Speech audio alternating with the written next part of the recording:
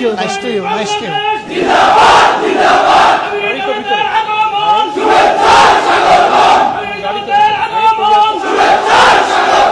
Assalamu alaikum wa rahmatullah. His Excellency, Ambassador of People's Republic of China and his colleagues here, আমার সম্মানিত সহকর্মীবৃন্দ, জামাতে ইসলামের কেন্দ্রীয় নেতৃবৃন্দ, ডেলিগেশনের সম্মানিত সদস্যবৃন্দ, উপস্থিত সাংবাদিক বন্ধুগণ এবং আমাদের সুধী শুভাকাঙ্ক্ষীবৃন্দ, আপনারা ইতিমধ্যেই জেনেছেন আমরা গত 10 তারিখ 5 দিনের সফরে বাংলাদেশ থেকে চীনের উদ্দেশ্যে রওনা করেছিলাম। আমি অত্যন্ত কৃতজ্ঞ, আমাদের দলের পক্ষ থেকে আমি কৃতজ্ঞতা জানাচ্ছি চাইনিজ অ্যাম্বাসেডরকে। তিনি তার দলবল নিয়েই সেদিন আমাদেরকে এইভাবেই বিদায় দিতে এসেছিলেন এবং শেষ পর্যন্ত বলতে গেলে প্লেনের দরজা পর্যন্ত তিনি আমাদেরকে সঙ্গ দিয়েছিলেন। আমরা রিয়েলি তার কাছে গ্রেটফুল। তিনি এটুকু না করলেও পারতেন, এটা আসলে তার নিয়মিত ডিউটির মধ্যে পড়ে না। নিশ্চয়ই তিনি দেশ এবং বাংলাদেশের জনগণের প্রতি ভালোবাসার জায়গা থেকে এটা করেছেন।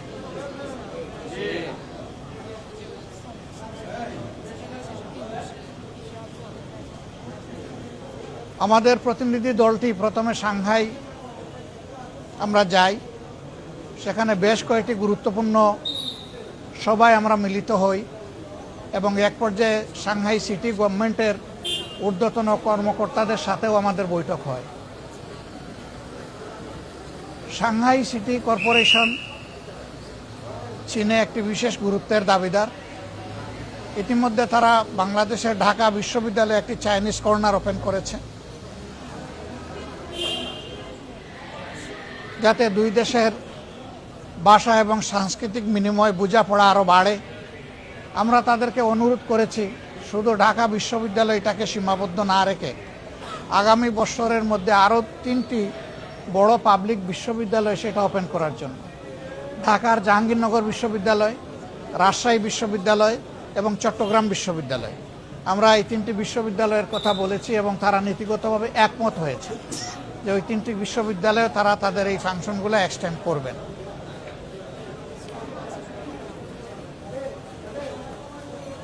সাংহাই থিঙ্ক ট্যাঙ্ক যেটা সরকারি, তাদের সাথেও আমাদের বৈঠক হয়েছে। তারা বাংলাদেশের ব্যাপারে অনেক কিছুই জানেন, কিন্তু আবার অনেক কিছু জানতেও চেয়েছেন। আবার আমরাও চীন সম্পর্কে তাদের কাছ থেকে অনেক কিছু জানার সুযোগ পেয়েছি। মূলত আমাদের এই সফরটি ছিল চাইনিজ সিপিসির দাওয়াতে, অর্থাৎ কমিউনিস্ট পার্টি অফ চায়নার দাওয়াতে, কিন্তু সেখানে সরকারি কর্মকর্তাদের সাথেও আমাদের বিভিন্ন মত বিনিময় সভা অনুষ্ঠিত হয়েছে। সিপিসির ইতিহাস খুব দীর্ঘ এবং খুবই লড়াইয়ের ইতিহাস।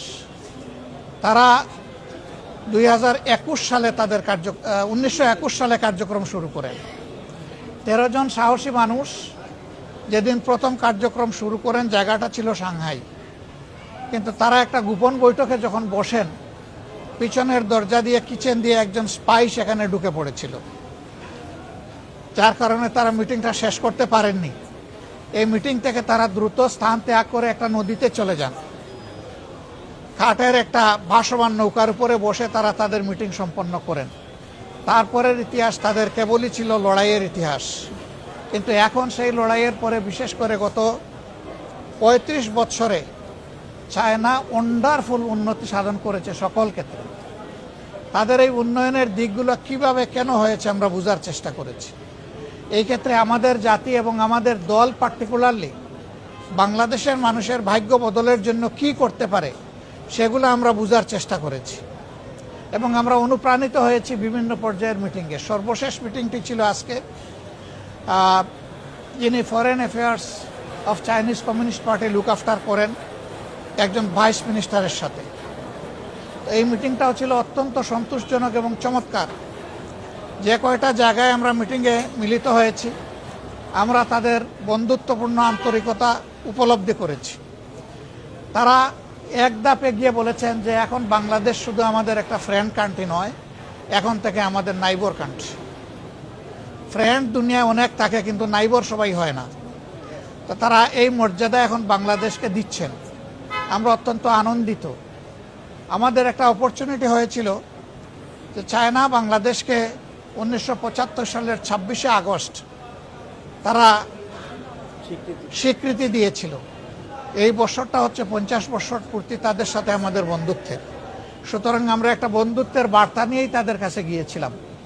আমরা আশা করছি আমাদের এই সফরের মাধ্যমে দুই দেশের বন্ধুত্ব আরও ঘনিষ্ঠ হবে এবং বিশেষ করে পার্টি টু পার্টি আমাদের ঘনিষ্ঠতা আরও বাড়বে।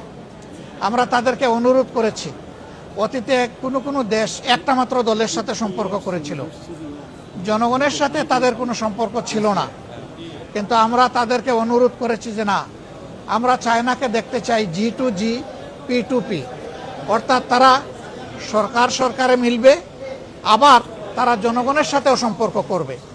এর পাশাপাশি আমরা বলেছি অ্যানাদার P2P, সেটা হচ্ছে পার্টি টু পার্টি, এবং এখানে কাউকে সেগ্রিগেট করার, আলাদা করার দরকার নাই, সকল পার্টির সাথেই আপনারা এঙ্গেজ হবেন।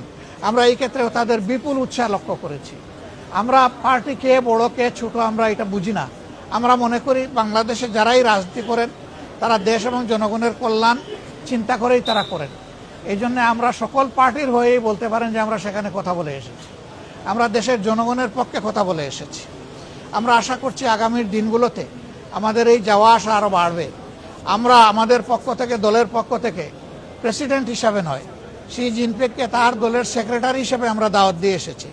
ফর্মাল দাওয়াত ভাইস মিনিস্টারের মাধ্যমে আমরা আশা করি দাওয়াত ইতিমধ্যে তার দপ্তরে পৌঁছে গিয়েছে।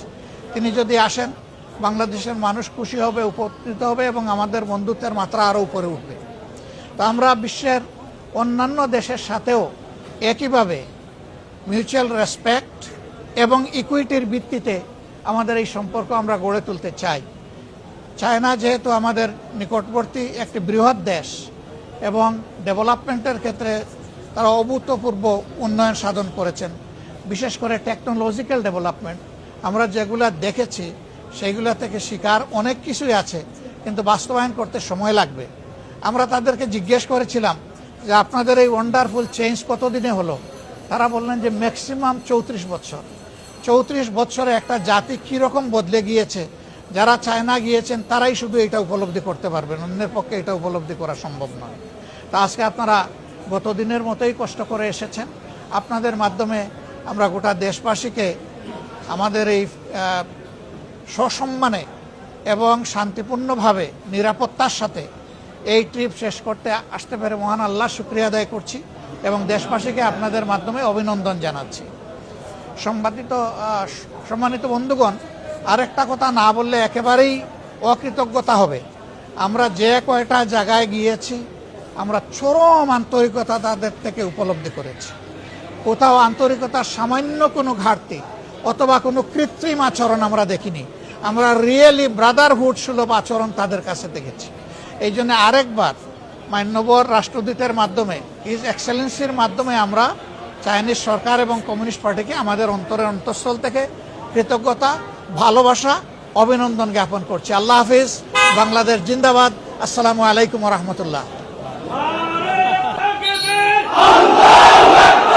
Thank you. Nice to you. Nice to you.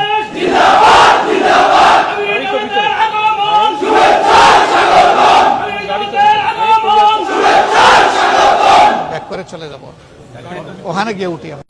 দৈনিক গণকণ্ঠ, সবার কথা বলে।